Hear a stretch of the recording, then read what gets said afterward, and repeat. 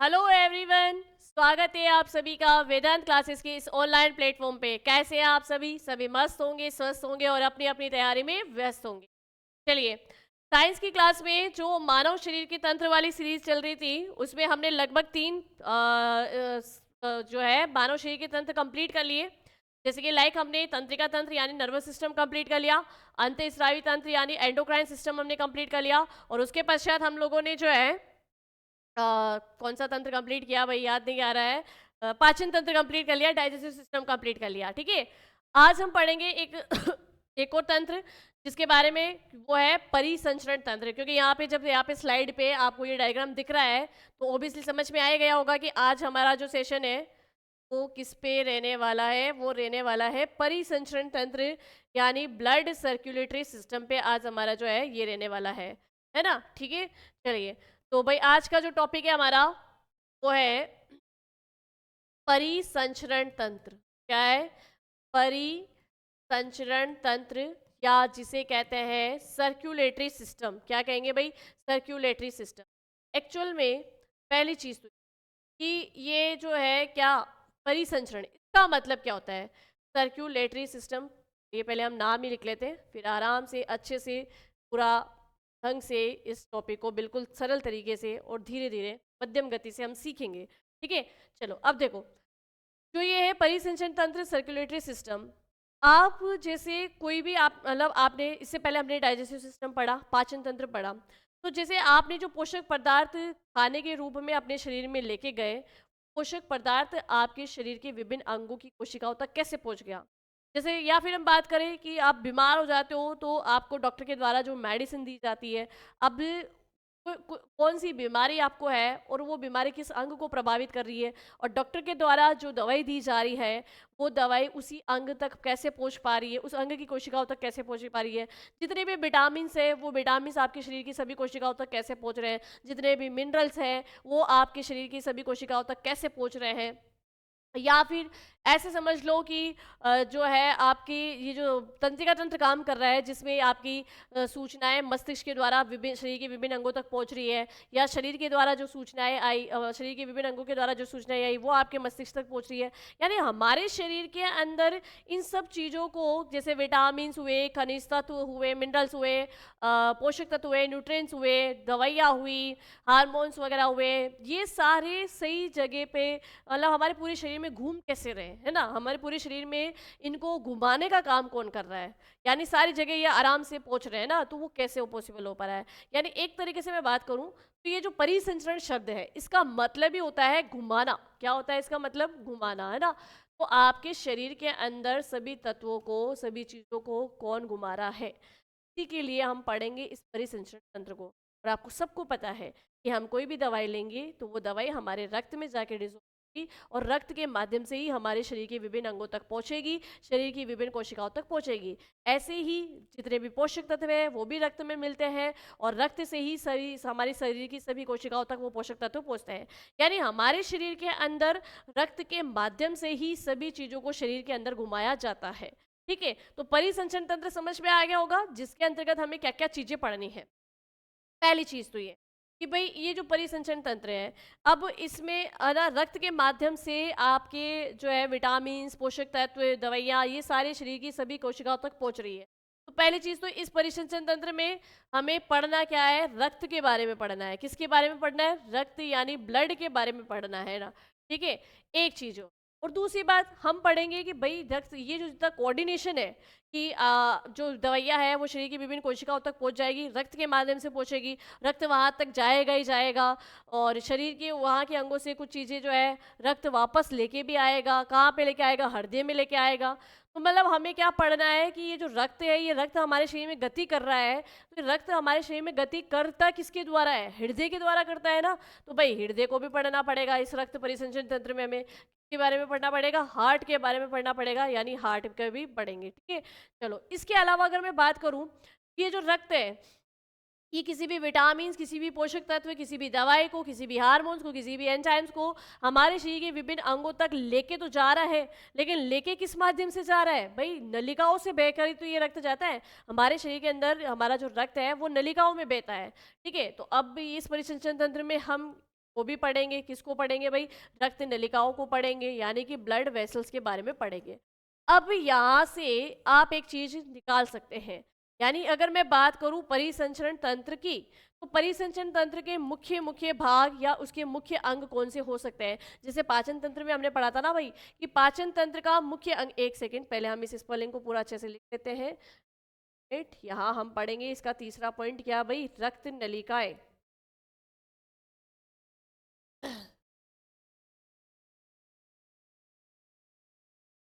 रक्त नलिकाएं यानी कि ब्लड वेसल्स। क्या पढ़ेंगे भाई? Blood vessels. हम कह सकते हैं कि पूरा परिसंचरण तंत्र इन्हीं अंगों से मिलकर बना है ना? या परिसंचरण तंत्र में यही अंग कार्य करते हैं। जैसे पाचन तंत्र में आहार नाल कार्य कर रही थी, तंत्रिका तंत्र में आपकी सारी तंत्रिकाएं, तंत्रिका कोशिकाएं कार्य कर रही थी, मस्तिष्क कार्य कर रहा था, है ना? ऐसे ही आपने अंतःस्रावी तंत्र पढ़े तो उसमें हमने ग्रंथियां देखी, वो ग्रंथियां कार्य करती है। वैसे ही इस परिसंचरण तंत्र सर्कुलेटरी सिस्टम के मेन अंग जो होते हैं, मुख्य अंग जो होते हैं, वो होता है हृदय, हृदय यानी हार्ट, रक्त और रक्त नलिकाएं। तो इनके बारे में हमें पढ़ना है। चलिए, अब जो भी अभी तक अपन ने इस परिसंचरण तंत्र के बारे में जाना है ना, उसके आधार पे हम परिसंचरण तंत्र की जो है परिभाषा लिखते हैं कि भाई परिसंचरण तंत्र होता क्या है। ठीक है, तो हम यहाँ लिख सकते हैं परिसंचरण तंत्र के लिए कि भाई परिसंचरण तंत्र क्या है। तो यहाँ हेडिंग लगा ले आप, परिसंचरण तंत्र। हालांकि हेडिंग तो आपने टॉपिक की देख के लगा ली होगी। चलिए, परिसंचरण तंत्र किसे कहते हैं ना, तो यहाँ हम लिखेंगे यहाँ हम क्या लिखेंगे भाई? यहाँ हम लिखेंगे, लिया जाए। ठीक है, परिसंचरण तंत्र की अगर मैं बात करूं तो हम लिख सकते हैं कि जीवों में पोषक पदार्थों जीवों में पोषक पदार्थ यानी न्यूट्रिएंट्स। ठीक है, पोषक पदार्थ यानी न्यूट्रिएंट्स होते हैं। ठीक है, जीवों में पोषक पदार्थों या गैसों, पोषक पदार्थों या गैसों, भाई ऑक्सीजन कैसे आपके शरीर के विभिन्न अंगों तक पहुंच रही है, शरीर के विभिन्न अंगों से CO2 कैसे एकत्रित होकर शरीर से बाहर निकल रही है, तो गैसों यानी गैसेस। ठीक है, हार्मोन्स, हार्मोन्स भाई जो हार्मोन जिस अंग को उत्तेजित करता है उस अंग तक कैसे पहुंच रहा है, हार्मोन्स। Enzymes, enzymes. ठीक है, एंजाइम्स भाई, एंजाइम्स भी देखो हमने पाचन तंत्र में काफी सारे एंजाइम्स पढ़े। तथा तथा अन्य पदार्थों का अन्य पदार्थों का अन्य पदार्थों का शरीर में परिवहन, अन्य पदार्थों का पूरे शरीर में, किसमें भाई? अन्य पदार्थों का पूरे शरीर में परिवहन, पूरे शरीर में परिवहन, परिवहन क्या कहलाता है या किसके द्वारा होता है? तो परिवहन परिसंचरण तंत्र के द्वारा होता है। किसके द्वारा होता है भाई? परिसंचरण तंत्र के द्वारा होता है, परिसंचरण तंत्र के द्वारा होता है। ठीक है, तो ये बात आपको समझ में आ गई होगी आसानी से कि परिसंचरण तंत्र का कार्य क्या है। परिसंचरण तंत्र यानी सर्कुलेटरी सिस्टम का कार्य क्या है? हमारे शरीर के अंदर सभी पोषक पदार्थों, हार्मोन्स, एंजाइम्स, गैसेज, इन सभी को पूरे शरीर में घुमाना, इनको पूरे शरीर में परिवहन करना, वही क्या कहलाता है? वो मतलब ये काम किसके द्वारा होता है भाई? परिसंचरण तंत्र के द्वारा होता है। ठीक है, चले अब आगे आगे देखो। आगे अगर बात करें, अब परिसंचरण भी दो प्रकार का होता है। ओह, ये मिस्टेक हो गई भाई अपने से। अब जो पहले नंबर की स्लाइड थी, ओके कोई बात नहीं, अब अपन ब्लैंक स्लाइड ही लेंगे। ठीक है, चलो अब देखो परिसंचरण तंत्र के प्रकार। ये जो परिसंचरण तंत्र होता है, सर्कुलेटरी सिस्टम होता है, ये कितने प्रकार का होता है भाई? अलग अलग जीवों के अंदर जो है ये परिसंचरण तंत्र अलग अलग प्रकार का होता है। हम बात करें परिसंचरण तंत्र के प्रकार की, तो परिसंचरण तंत्र होता है दो प्रकार का। कितने प्रकार का होता है भाई? ये होता है दो प्रकार का। एक होता है खुला परिसंचरण तंत्र और एक होगा आपके बंद परिसंचरण तंत्र। खुला परिसंचरण तंत्र यानी ओपन सर्कुलेटरी सिस्टम किन किन जीवों में पाया जाएगा वो भी देखेंगे हम यहाँ पे। ठीक है, और उसका मतलब क्या है खुला परिसंचरण तंत्र का? देखो, खुला परिसंचरण तंत्र, खुला परिसंचरण तंत्र के ओपन सर्कुलेटरी सिस्टम, क्या कहेंगे भाई? Open circulatory system, open circulatory. ठीक है, चलिए ओपन सर्कुलेटरी सिस्टम हो गया। क्या होता है? बंद परिसंचरण तंत्र, से हम कहेंगे क्लोज्ड सर्कुलेटरी सिस्टम। बंद परिसंचरण तंत्र से हम कहेंगे closed closed circulatory system, closed circulatory system. ठीक है, चलिए, अब ये जो क्लोज्ड सर्कुलेटरी सिस्टम है या ये जो ओपन सर्कुलेटरी सिस्टम है, इनको समझने से पहले एक बार हमने जो इस परिसंचरण तंत्र में ये 3 मैंने अंग लिखा है ना आपको, हृदय, रक्त और रक्त नलिकाएं, ये कैसे काम करेंगे हमारे शरीर में, इसको एक बार एक एग्जांपल से आप समझो। जैसे सब अब लोग क्या करते हैं कि मान लो घर के अंदर कोई टैंक बना है, उस टैंक में पानी है। अब इस टैंक में पानी है तो इस टैंक में पानी हम क्या करते हैं, एक मशीन या मोटर की सहायता से इस टैंक के पानी को हम क्या करना चाहते हैं, ऊपर जो घरों में टंकी लगी होती है ना, मेन टंकी, उस टंकी तक इस टैंक से पानी चढ़ाना है। अब ध्यान से समझना, यहाँ पे पानी इस टैंक के अंदर पूरा भरा हुआ है। यहाँ पे इस टैंक से ये पानी इस पाइप के द्वारा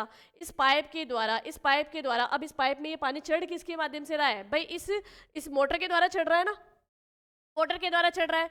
मोटर के द्वारा इस टैंक से ये पानी क्या लिया जा रहा है, खींचा जा रहा है ना। इस टैंक से ये पानी इस पाइप के द्वारा खींचा जा रहा है, लेकिन इस पाइप की मदद कौन कर रहा है, ये मोटर कर रही है।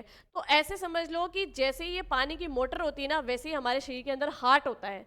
हार्ट क्या करता है, शरीर के विभिन्न अंगों से रक्त को पंप करने का काम करता है। या ऐसे समझ लो कि इस हार्ट से जो है रक्त, यहाँ से ये जो रक्त है, ये रक्त हार्ट के द्वारा क्या किया जाता है, पहले लिया जाता है।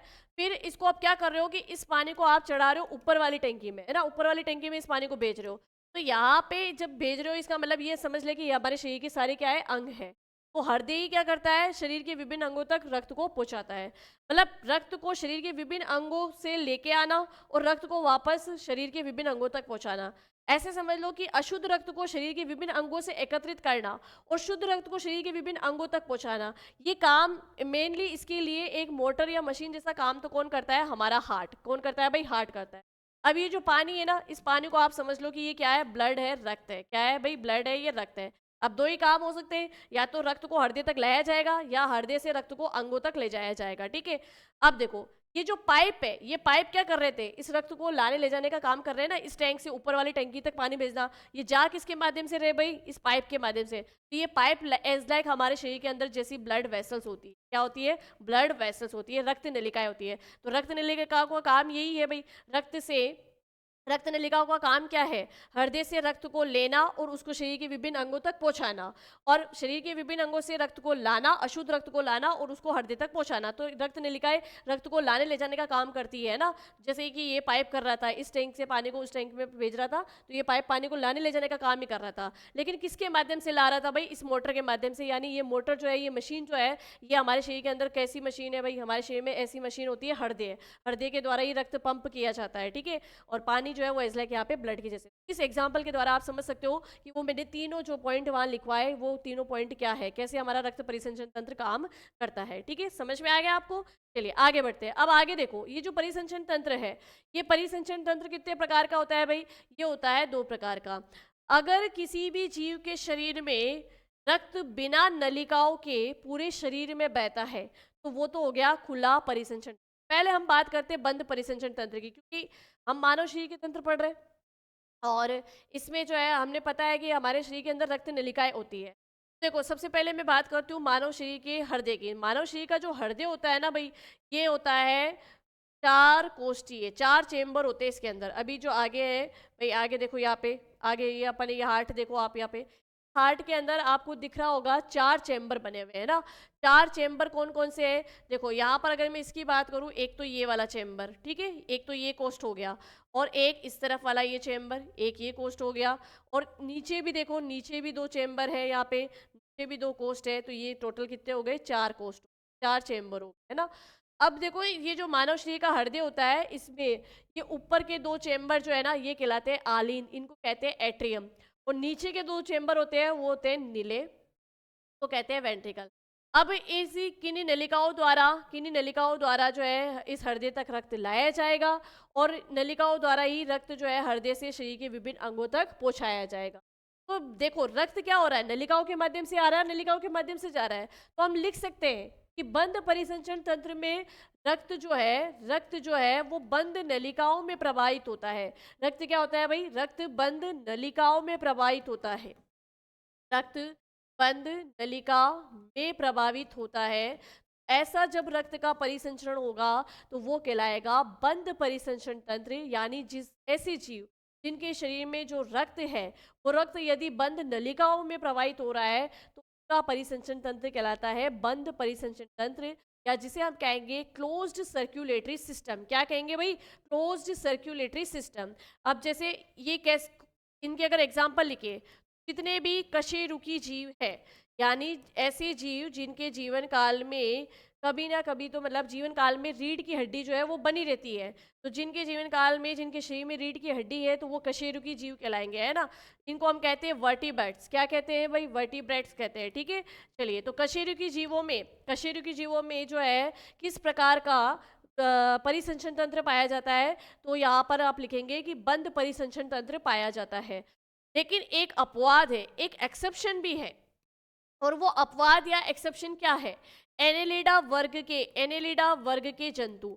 एनेलिडा वर्ग की मैं बात करूं तो केचुआ सभी जानते होंगे, किसान का मित्र कहते हैं, है ना। केचुआ किसान का मित्र, तो केचुआ होता है ये एनेलिडा वर्ग का ही जंतु है ना। तो एनेलिडा वर्ग के जंतु जो कि होते तो क्या है, होते तो ये है कशेरुकी, सॉरी एककशेरुकी जीव होते हैं, लेकिन उनके अंदर बंद परिसंचरण तंत्र पाया जाता है। तो एनालिडा वर्ग के जंतु, और स्पेशली आप यहाँ नीचे नाम लिख लोगे किसका? केचुए का, केचुआ।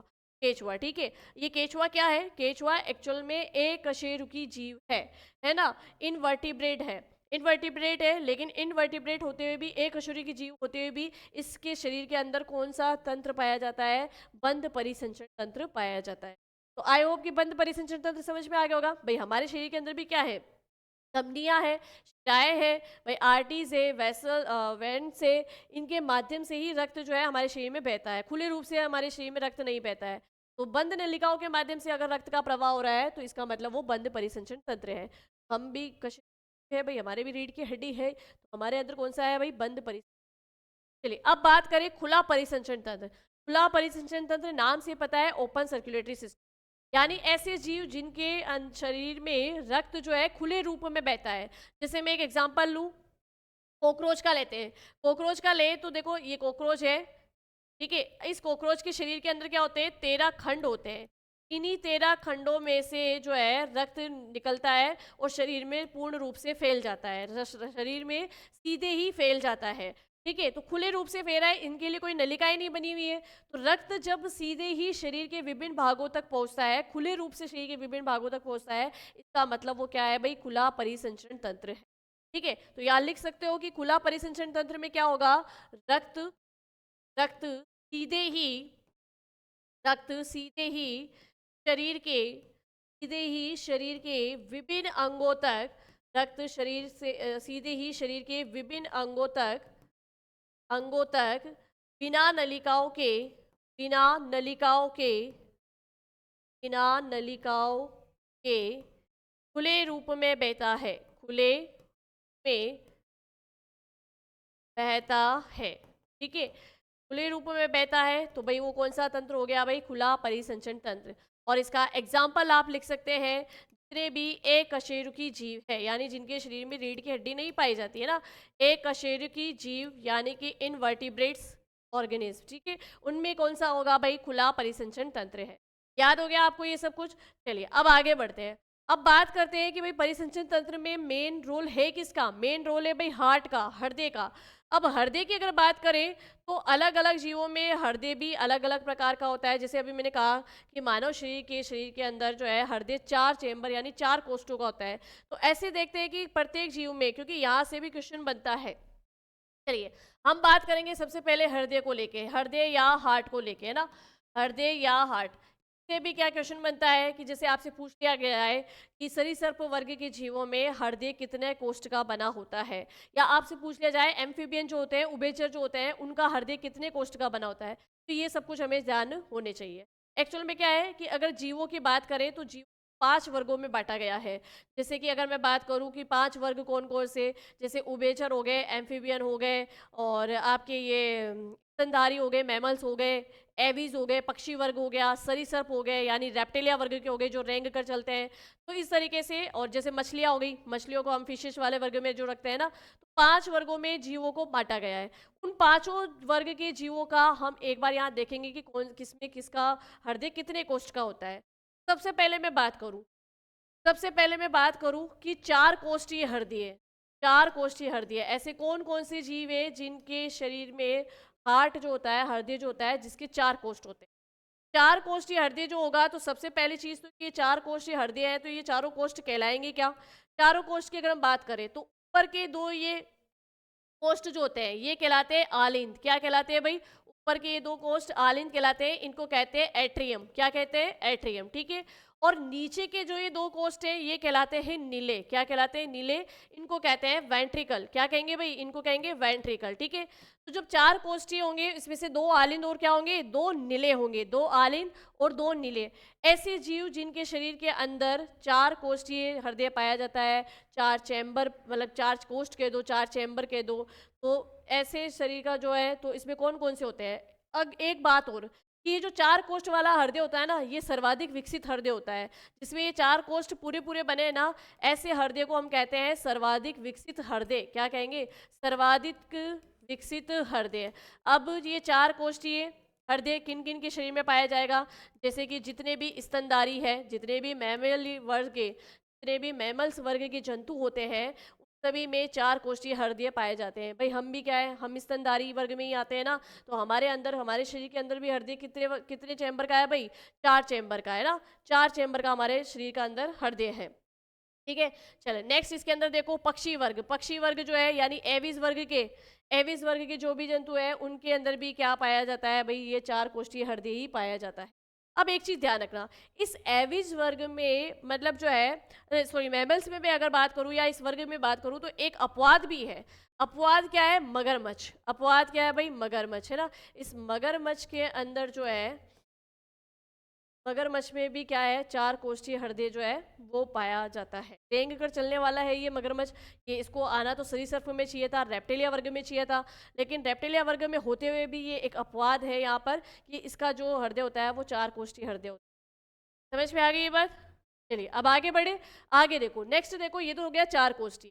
ये 4 कोष्ठीय वाले हृदय के मैंने आपको एग्जाम्पल बता दिए ना, इसी में हम लोग हमारे शरीर के हृदय को पढ़ेंगे। एक हृदय होता है जिसमें 2 कोष्ठ होते हैं, 2 चेम्बर होते हैं, 2 कोष्ठ या 2 चेम्बर होंगे। जैसे 2 कोष्ठ में एक तो ऊपर वाला तो क्या होगा भाई? एक होगा आलिंद, आलिंद यानी एट्रियम। ठीक है। और एक होगा नीले, नीले यानी वेंट्रिकल। क्या होगा भाई? वेंट्रिकल। ठीक है। तो एक आलिंद एक नीले से मिलकर बना हृदय जो होता है वो क्या कहलाता है भाई? वो कहलाता है द्विकोष्ठीय या 2 कोष्ठीय हृदय। क्या कहलाएगा? द्विकोष्ठीय या 2 कोष्ठीय हृदय कहलाएगा। ठीक है। चलिए अब ये कौन कौन सी जीवों में पाया जाता है? जब द्विकोष्ठीय हृदय की बात करें तो मछली वर्ग, मछली वर्ग यानी मछलियों का हृदय जो होता है वो द्विकोष्ठीय होता है, जिसमें एक आलिंद और एक नीले पाया जाता है। एक आलिंद और एक नीले पाया जाता है। क्लियर हो गई ये बात? 2 चैम्बर हार्ट है ना, 4 चैम्बर हार्ट और 2 चैम्बर हार्ट, हो गया ये क्लियर? चलो अब आगे बढ़ो। आगे देखो नेक्स्ट आता है। नेक्स्ट अगर मैं बात करूं तो एक होते हैं उभयचर वर्ग के। उभयचर वर्ग यानी जिसको हम कहेंगे एम्फीबियन, जो थल में भी रहते हैं और जल में भी रहते हैं। तो ऐसे जीव जो कि उभयचर, उभयचर होंगे, है ना, इनको पहले तो हम कहते हैं एम्फीबियन। क्या कहते हैं भाई? एम्फीबियन। ये जो उभयचर वर्ग के जंतु होते हैं ना, इन जैसे कि एग्जाम्पल आप सभी जानते हैं, ये मेंढक जो है थल में भी रहता है और जल में भी रहता है। ठीक है। इसके शरीर का हृदय जो होता है वो 3 कोष्ठ का होता है। कितने कोष्ठ का भाई? 3 कोष्ठ का। अब अपन बात कर रहे हैं 3 कोष्ठीय हृदय की। 3 कोष्ठीय हृदय में आपको सीधा एग्जाम्पल याद रखना है, मेंढक। ठीक है। देखो कैसे, यहाँ पर अगर मैं बात करूं तो इसके अंदर ऊपर 2 तो होंगे आलिंद, 2 आलिंद और 1 नीले होगा। क्या होगा भाई? 2 तो होंगे आलिंद और 1 होगा नीले। और ऐसा एग्जाम्पल कौन है भाई? मेंढक है। ठीक है। चले आगे। 3 कोष्ठीय चैम्बर वाला कौन हो गया भाई? एम्फीबियन वर्ग के जितने भी जंतु है, जो उभयचर वर्ग के जंतु होंगे, वो सभी के सभी उनके शरीर में कितने चैम्बर का हृदय पाया जाएगा? 3 कोष्ठीय हृदय पाया जाएगा। ठीक है। आगे देखो, आगे बढ़े। नेक्स्ट अगर बात करूं सरीसृप वर्ग की, किसकी भाई? सरीसृप वर्ग की। सरीसृप वर्ग मतलब रेप्टिलिया वर्ग, जिसमें जंतु रेंग कर चलता है, में जंतु रेंग कर चलता है, वो रेप्टिलिया वर्ग के अंदर आते हैं। ठीक है। तो सरीसृप वर्ग के जो जंतु है इनके अंदर क्या होता है? इनमें 3 कोष्ठीय हृदय ही पाया जाएगा। अब आप सोच रहे होंगे कि उभयचर में भी 3 कोष्ठीय हृदय है और इसमें भी 3 कोष्ठीय हृदय है, तो दोनों में अंतर क्या है? दोनों में अंतर है। इसमें 3 कोष्ठीय हृदय है, लेकिन इसके अंदर जो है 3 कोष्ठीय अपूर्ण होगा, अपूर्ण हृदय कहलाएगा। क्यों कहलाएगा? ध्यान से सुनना। इसमें 3 कोष्ठीय हृदय कैसे होता है? पहले तो आप ये रेप्टिलिया वर्ग के आगे लिखो, रेंग कर चलने वाले जीव, रेंग कर चलने वाले जीव रेप्टिलिया वर्ग में आते हैं। इनके हृदय में क्या होते हैं, दो आलिंद तो पूर्ण रूप से बने हुए होते हैं, दो आलिंद तो पूर्ण रूप से बने हुए होते हैं, लेकिन जो ये भाग होता है नीले का, इसमें नीले जो है अपूर्ण होता है, यानी ये दो भागों में नहीं बटा होता है, ये बनना तो शुरू होता है लेकिन दो भागों में पूर्ण रूप से बटा नहीं होता है, तो इसको पूर्णतः एक नीले ही मान लिया जाता है। एक नीले है लेकिन हम इसको कहेंगे अपूर्ण नीले। क्या कहेंगे भाई, अपूर्ण नीले कहेंगे। ठीक है, समझ में आ गई बात। इस तरीके से ये तीन कोष्ठी हृदय है। तो उभयचर में तीन कोष्ठी हृदय में दो आलिंद पूरे बने हुए होंगे, एक नीले भी पूर्ण रूप से बना होगा, लेकिन सरीसर्प वर्ग में तीन कोष्ठी हृदय है लेकिन एक नीले क्या है भाई, अपूर्ण है। समझ में आई ये बात। चलिए अब आगे बढ़े। आगे देखो, अब बात करते हैं, हम मेन आ जाते हैं हमारे पॉइंट पे। हम पढ़ेंगे मानव हृदय के बारे में। किसके बारे में भाई, मानव हृदय, इसके हृदय, हृदय की संरचना कैसी होती है और हृदय के कार्य क्या क्या है, वो सब कुछ अपन देखेंगे। ठीक है, मानव हृदय की हम बात करें तो मानव हृदय भाई कितने चेंबर का, अभी पढ़ चुके हो आप लोग, बता दो फटाफट से कितने चेंबर का भाई, ये होता है 4 चेंबर का। कितने चेंबर का, 4 चेंबर का। 4 चेंबर की हम बात करें तो ऊपर के दो आलिंद और नीचे के दो नीले। ठीक है, तो अब आलिंद को और नीले को बार बार मैं इस तरीके से नहीं लिखूंगी। अगर मैं यहाँ लिखूँ लेफ्ट एट्रियम और लेफ्ट एट्रियम तो समझ जाएंगे ना आप। चलिए देखो, ये हृदय की बात करें सबसे पहले तो मानव शरीर का हृदय 4 कोष्ठीय 4 चैम्बर वाला होता है, लेकिन होता कहाँ है, सबसे पहले तो स्थित कहाँ होता है। तो मानव का हृदय होता है बाई ओर साइड। कहाँ होता है भाई, बाई ओर साइड होता है, दोनों फेफड़ों के बीच में। दोनों फेफड़ों के बीच में अगर हम बात करें बाएं फेफड़े की ओर हमारा हृदय स्थित होता है। इसके आकार क्या होता है, इसका आकार होता है मुट्ठी के आकार जैसा। इसका आकार कैसा होता है भाई, मुट्ठी के आकार जैसा होता है। ठीक है, ये चलो अब देखो यहाँ पे कि इस हृदय की, मानव हृदय की हम बात करें तो इसको इधर साइड में बना लूँ ताकि आपको जब मुझे कुछ एक्सप्लेन करनी पड़े तो दिक्कतें नहीं आए। ये आपके मानव शरीर का हृदय में ऊपर के दो आलिंद होते हैं, के दो नीले होते हैं। में ऊपर के दो आलिंद को हम क्या क्या नाम दे सकते हैं, फिर ऊपर के दो आलिंद को राइट एट्रियम और लेफ्ट एट्रियम नाम दिया जा सकता है। ठीक है, ये देखो, ये आपके हो गए आलिंद। क्या हो गए भाई, आलिंद हो गए, इनको कहते हैं एट्रियम। ये हो गया आपका राइट एट्रियम। ठीक है, ये आपका हो गया लेफ्ट एट्रियम। इसी के साथ में नीचे होते हैं दो नीले, तो इन दोनों नीले को हम क्या कहेंगे, इनमें से एक तो हो जाएगा आपका राइट वेंट्रिकल और एक हो जाएगा आपका लेफ्ट वेंट्रिकल। ये राइट वेंट्रिकल और ये आपका लेफ्ट वेंट्रिकल। ठीक है, चलिए अब देखो यहाँ पे 4 कोष्ठीय तो हो गया। अब इसमें होगा क्या, इस सबसे पहले इसके अंदर होता क्या है, इस हृदय का जो ये वाला चैम्बर है, कौन सा, दाया आलिंद। सबसे पहले रक्त इस दाएं आलिंद में आता है। कैसे आता है दाएं आलिंद में, कुछ नलिकाएं होती हैं, उन नलिकाओं के बारे में हम डिटेल से पढ़ेंगे थोड़ा आगे। इसमें जो है कुछ नलिकाएं रक्त को लेके आती है, कुछ नलिकाएं रक्त को लेके आती है, लेकिन रक्त को लेके कहाँ से आती है भाई, रक्त को लेके आती है शरीर के विभिन्न अंगों से। शरीर के विभिन्न अंगों से रक्त को लेकर आएगी, शरीर के विभिन्न अंगों से रक्त को लेकर आने वाली नलिकाएं।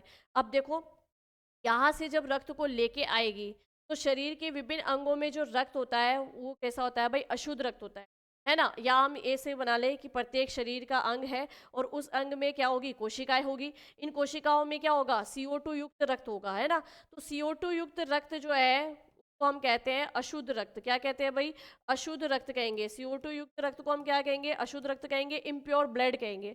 इस CO2 युक्त रक्त को लेके कौन आती है, ये नलिकाएं, और नलिकाएं लाके किस में डालती है, दाएं आलिंद में। यानी सबसे पहले रक्त, हृदय में रक्त कहाँ आता है, उसके दाहिने भाग में आता है, दाएं आलिंद में आता है। तो पहला काम तो ये हुआ, पहला काम ये हुआ अंगों से रक्त को दाएं आलिंद तक लेके आने का। और अशुद्ध रक्त है, CO2 युक्त है, तो हम क्या कर सकते हैं, इसको नीले रंग से प्रदर्शित कर सकते हैं ना, क्योंकि भाई शुद्ध रक्त तो ऑक्सीजन युक्त होगा और प्योर लाल रंग का होगा ना। तो ये जो नीले रंग का मैं रक्त दिखा रही हूँ, तो इसका मतलब समझ जाना कि ये कौन सा रक्त है भाई, अशुद्ध रक्त है। कौन सा रक्त है, अशुद्ध रक्त। अब देखो पहला काम तो क्या हुआ, इस अशुद्ध रक्त को अंगों की प्रत्येक कोशिका से, और इसमें क्या है भाई, CO2 है, इसके अंदर क्या है, CO2 मिक्स है, इसलिए ये रक्त इम्प्योर है। अब इसके अंदर ये रक्त कहाँ गया, दाहिने भाग में, दाएं आलिंद में आया। अब इस दाएं आलिंद से इस बाएं आलिंद के बीच में एक वॉल्व लगा होता है, एक वॉल्व लगा होता है। उस वॉल्व के माध्यम से, उस वॉल्व के, वो वॉल्व कौन सा है ना, द्विवलनीय का पार्ट है कि त्रिवलनीय का पार्ट है, डाइकैप्सिड है या ट्राइकैप्सिड है, वो सब कुछ हम आगे हृदय की संरचना में डिटेल से पढ़ेंगे। बस थोड़ा सा इतना सा जान लो। अब देखो रक्त दाएं आलिंद में आ गया सबसे पहले। अब दाएं आलिंद से इस यहाँ पर एक वॉल्व होता है, वो वॉल्व खुलता है और यहाँ से ये अशुद्ध रक्त कहाँ जाएगा? दाहिने वेंट्रिकल में। कहाँ जाएगा? दाएं नीले में। और दाएं नीले में भी हम इस रक्त को क्या बता रहे हैं भाई? अशुद्ध रक्त है। यानी एक चीज समझना, ये जो हृदय है, इस हृदय के राइट साइड, इस हृदय के राइट साइड जो है सबसे पहले रक्त आता है। और वो रक्त चाहे आलिंद में हो, सबसे पहले कहाँ आएगा? दाएं आलिंद में आएगा ना। दाएं आलिंद में आया, दाएं आलिंद से कहाँ गया भाई? दाएं नीले में गया। इस दाएं आलिंद और दाएं नीले, इन दोनों में कैसा रक्त होता है? इन दोनों में होता है अशुद्ध रक्त। कौन सा होता है भाई? अशुद्ध रक्त होता है। ठीक है, अब इस अशुद्ध रक्त को क्या किया जाता है? एक नलिका के द्वारा, इस अशुद्ध रक्त को एक नलिका के द्वारा, उस नलिका के बारे में भी हम बाद में पढ़ेंगे भाई। ठीक है, इस अशुद्ध रक्त को एक नलिका के द्वारा फेफड़ों तक पहुंचाया जाता है। कहाँ पहुंचाया जाता है? फेफड़ों तक। ठीक है, तो यहाँ दाएं नीले से एक नलिका निकलेगी और ये दाएं नीले से ये नलिका जो निकल रही है, ये अशुद्ध रक्त को कहाँ लेके जाएगी? फेफड़ों तक लेके जाएगी। ठीक है, अब देखो फेफड़ों का अगर मैं बात करूं तो थोड़ा सा डायग्राम भाई अपना ऊपर चला गया है, कोई दिक्कत नहीं है, पर आप थोड़ा इसको ध्यान से देख ले। ठीक है, अब देखो मैंने यहाँ पे ये जो बाया फेफड़ा जो है ना, मैंने इसको छोटा सा यहाँ पे एक खाच जैसी बनाई है। क्यों? कि हमारा हृदय इसके पीछे है ना, इसलिए इसमें ये जो बाया फेफड़ा होता है उसमें थोड़ी सी खाच बनी हुई है। चलो, अब देखो ये नलिका यहाँ पे लेके आ गई, फेफड़ों के पास जुड़ी हुई ये नलिका। इन नलिकाओं में आ कौन सा रक्त रहा है भाई? अशुद्ध रक्त आ रहा है ना। दाएं नीले से अशुद्ध रक्तों को कहाँ तक ले जाया जाता है? फेफड़ों तक ले जाया जाता है। अब इस फेफड़ों में क्या होगी? फेफड़ों की जो कुपिकाएं होगी, जब हम श्वसन तंत्र पढ़ेंगे तो मैं बताऊंगी कि कुपिकाएं एव्यूल्स क्या होती है, एल्व्यूलाई क्या होती है। इन कुपिकाओं में क्या भरी है? ऑक्सीजन। क्या भरी है? ऑक्सीजन। तो यहाँ पर इस वाले रक्त में, अब जब ये रक्त फेफड़ों तक पहुंचेगा तो यहाँ पे इस रक्त में क्या मिला दी जाएगी भाई? ऑक्सीजन मिला दी जाएगी। क्या मिला दी जाएगी? ऑक्सीजन। अब जब इस रक्त में ऑक्सीजन मिल गई तो ये ऑक्सीजन युक्त रक्त क्या हो गया भाई? शुद्ध रक्त हो गया। क्या हो गया? शुद्ध रक्त हो गया। ऑक्सीजन युक्त रक्त क्या होता है भाई? शुद्ध रक्त होता है। ठीक है, चलिए अब देखना, इस शुद्ध रक्त को वापस इन फेफड़ों की नलिकाओं से, इस शुद्ध रक्त को वापस जो है हृदय तक लेके जाना है। अब हृदय तक लेके कौन सी नलिकाएं जाएगी? देखो, अब जो ये शुद्ध रक्त है ना, इसको मैं रेड कलर से बता रही हूँ। किसके? तो आपको समझ जाना है कि रेड कलर वाला जो है, रेड कलर मतलब शुद्ध रक्त जो है हृदय के किस भाग में बहता है? तो फेफड़ों से इस ऑक्सीजन युक्त रक्त को, फेफड़ों से इस ऑक्सीजन युक्त रक्त को वापस भेजा जाता है। कहाँ पर?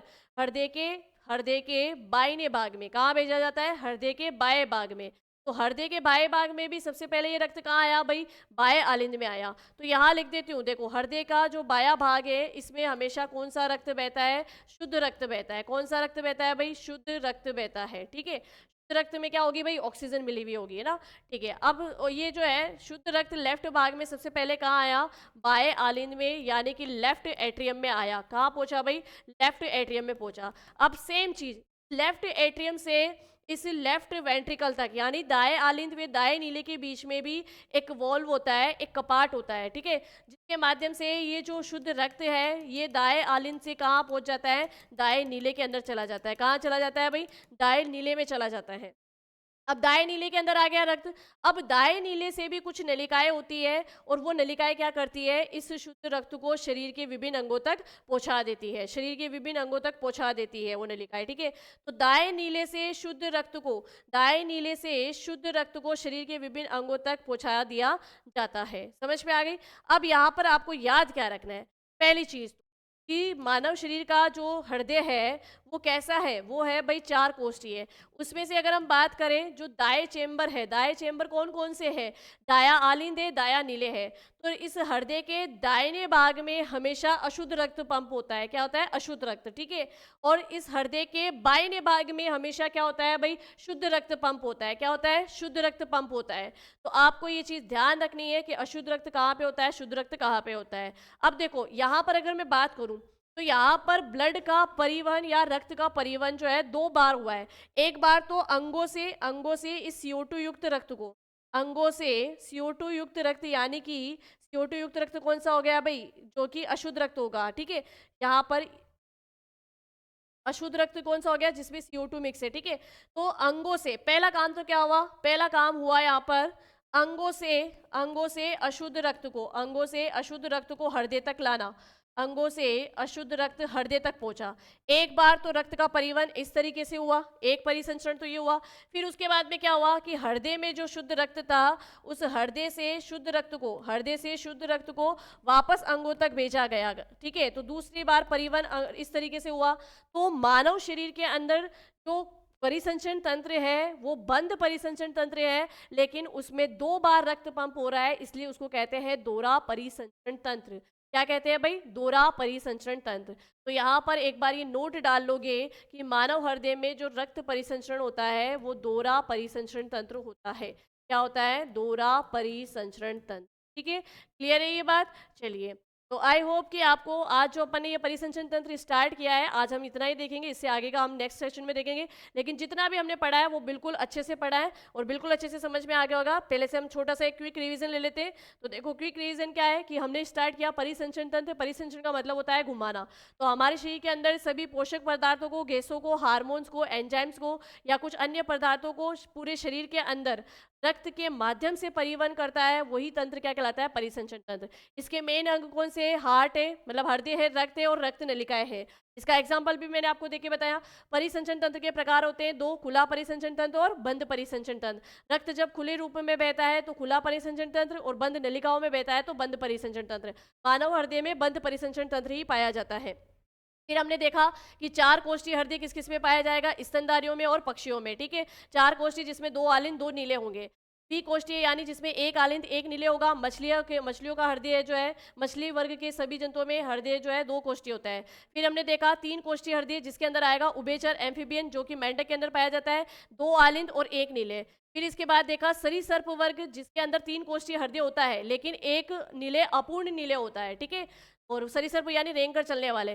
फिर हमने देखा कि मानव हृदय जो 4 कोष्ठी होता है, उसमें अशुद्ध रक्त कैसे आता है और शुद्ध रक्त कैसे आता है, ये सब कुछ अपन ने यहाँ पे देखा, जो कि डबल सर्कुलेटरी सिस्टम में दोहरा परिसंचरण तंत्र है। अब इसके आगे हम बात करेंगे हमारे नेक्स्ट सेशन में, तो प्लीज रिवाइज करके जरूर आइएगा। मिलते हैं हम हमारी नेक्स्ट क्लास में, तब तक के लिए थैंक यू।